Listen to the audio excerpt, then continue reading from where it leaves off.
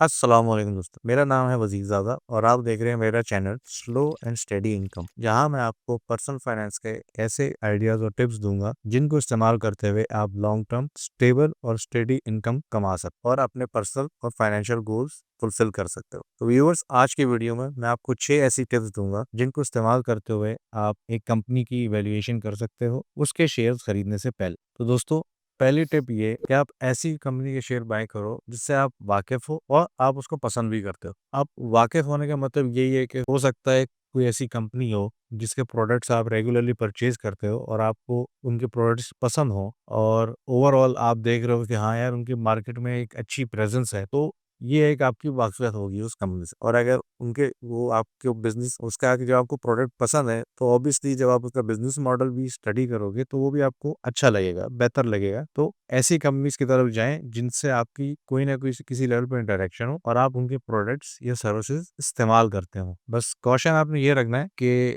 उस कंपनी को आप स्टडी करें।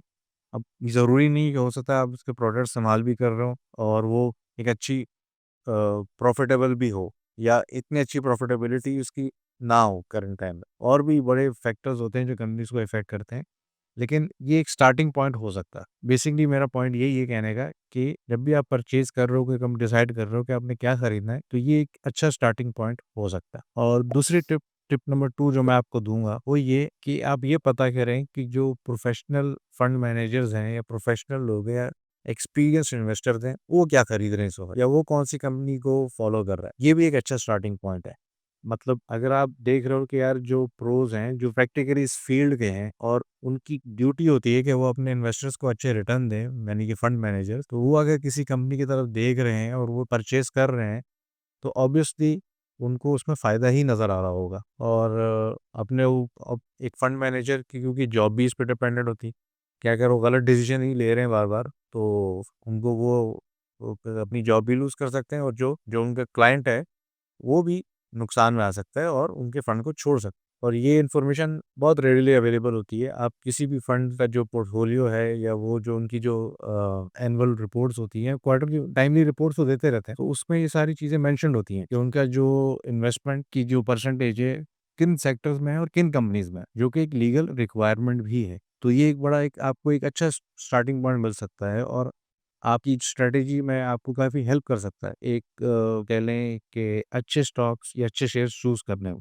टिप नंबर 3 दोस्तों जो मैं आपको दूँगा, वो यही कोशिश करें कि ऐसे कंपनी के स्टॉक्स खरीदें जो कि बेस्ट परफॉर्मिंग कंपनीज़ हो मार्केट में। और तीसरी टिप जो मैं आपको दूँगा, वो ये दोस्तों कि ऐसी कंपनीज़ ढूँढें जो बेस्ट हों या टॉप कंपनीज़ हो आपके मुल्क में या आपकी इकोनॉमी में। अब जो टॉप कंपनीज़ होती हैं वो सिंपल सिर्फ़ उसमें एक प्रॉफ़िटेबिलिटी का फैक्टर नहीं होता। उनकी मैनेजमेंट एक बहुत बड़ा रोल प्ले करती है कंपनी को आगे लेके जाने में। तो जब भी आप कंपनीज़ को स्टडी करें तो सिर्फ़ ये नहीं कि वो प्रॉफ़िटेबल हैं या नहीं, ये भी देखें कि उनकी मैनेजमेंट में कौन लोग हैं और उनके पोर्टफोलियोज़ क्या हैं और कितने एक्सपीरियंस्ड हैं। और ये तमाम इन्फॉर्मेशन आपको जो भी कंपनी आप देख रहे हैं उसकी वेबसाइट पे मिल जाएगी। वहाँ पे उनके जो भी टॉप मैनेजर्स होते हैं, सीईओ, सीएफओ, सबका पोर्टफोलियो होता है, सबकी प्रोफाइल होती है कि भई ये किस फील्ड से मतलब कितना इनका एक्सपीरियंस है, पास्ट एक्सपीरियंस क्या रहा है और अभी करंटली इस कंपनी के साथ वो कब से जुड़े हुए हैं और उनकी क्वालिफिकेशन क्या है, डिग्रीज़ क्या है, सब वहाँ पे होता है। इससे आपको ये भी पता चल जाता है कि कोई सेठिया कंपनी तो नहीं है काश अगर आप देख रहे हो, जो कि यूजुअली लोग अवॉइड करते हैं कि भाई सेठिया कंपनीज़ में इन्वेस्टमेंट नहीं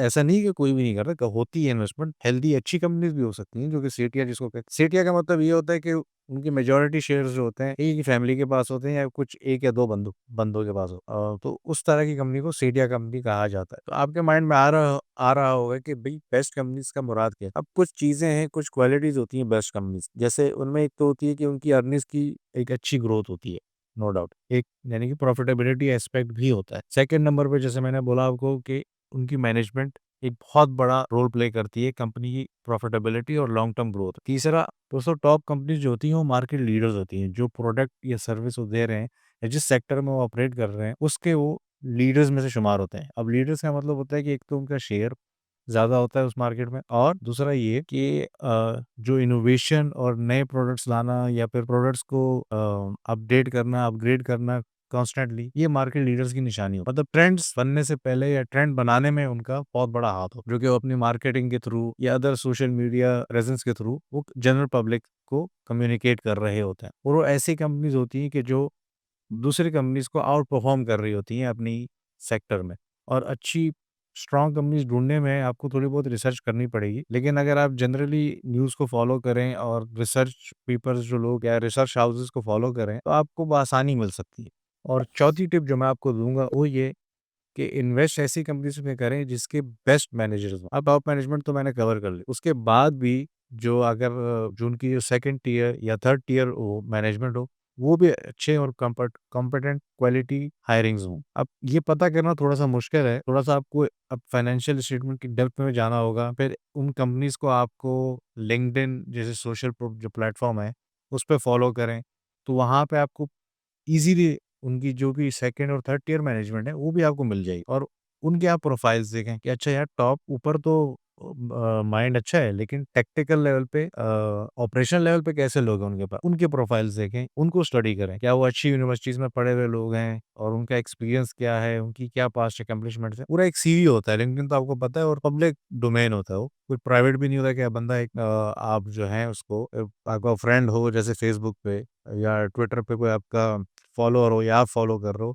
तो तभी आपको उसकी जो है इन्फॉर्मेशन मिलेगी। वहाँ सब अवेलेबल है और वहाँ से आप काफ़ी कंपनी को गेज कर सकते हो कि जो जिनकी अगर सेकंड और थर्ड टियर मैनेजमेंट इतनी स्ट्रांग हो, यानी कि टेक्निकल और ऑपरेशनल लेवल पे इतने अच्छे कॉम्पिटेंट लोग हो, तो वो हाईली लाइकली कि वो कंपनी लॉन्ग टर्म एक अच्छी परफॉर्मेंस देगी और आपकी इन्वेस्टमेंट भी सेफ रहेगी। एक अच्छे प्रैक्टिकली यूँ है कि भाई आपका पैसा जो है अच्छे हाथों में है, कॉम्पिटेंट अच्छे परफॉर्मेंस एक्सपीरियंस लोगों के हाथों में आपका पैसा गया हुआ है। आप यूँ ही सोच लें कि भई आपकी कंपनी जो आपने खरीदने जा रहे हैं या खरीद लिए शेयर, उनके इतने अच्छे एम्प्लॉइज़ हैं, तो ऑब्वियसली वो रिज़ल्ट भी देंगे। तो कोशिश करें ऐसी कंपनीज़ में इन्वेस्ट करें, जिनकी ओवरऑल टेक्निकल और ऑपरेशनल लेवल मैनेजमेंट भी अच्छी हो, कॉम्पिटेंट हो। और 5वीं टिप जो मैं आपको दूँगा, वो ये कि अब आपने कुछ कंपनीज़ को माइंड में आपकी हैं और आपकी जो आपका दिल कहता है कि यार ये स्ट्रॉन्ग कंपनीज़ हैं, अच्छी लग रही हैं। अब आप उनसे इंटरैक्ट भी किसी तरह करते हो, मार्केट में उनकी प्रोडक्ट्स भी इस्तेमाल करते हो, तो खरीदने से पहले हार्ड एविडेंस कलेक्ट करें, जो आपकी परचेज़ को बैक करती हो कि हाँ यार बाय करना चाहिए।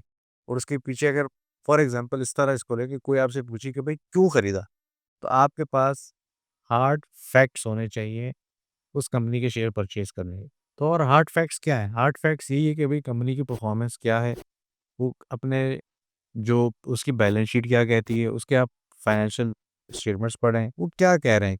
क्या उनके ऑब्जेक्टिव्स हैं? क्या गोल्स हैं? और कंपनी की परफ़ॉर्मेंस किस तरह चल रही है? और जो ये पॉइंट्स जो मैंने कुछ आपको बताए, ये सब माइंड में रख के तो मतलब उसकी थॉरो स्टडी करें, उसके फाइनेंशियल्स की, उसकी बाकी ऑपरेशनल इश्यूज़ की, उसकी प्रोडक्ट्स की कि भई क्या वाक़ई में ये ऐसा आपको लग रहा है कि भई जो ग्राउंड रियलिटी क्या बता रही है आपको? बेसिकली बिल्कुल रियलिस्टिक हो जाएँ उसके ऊपर।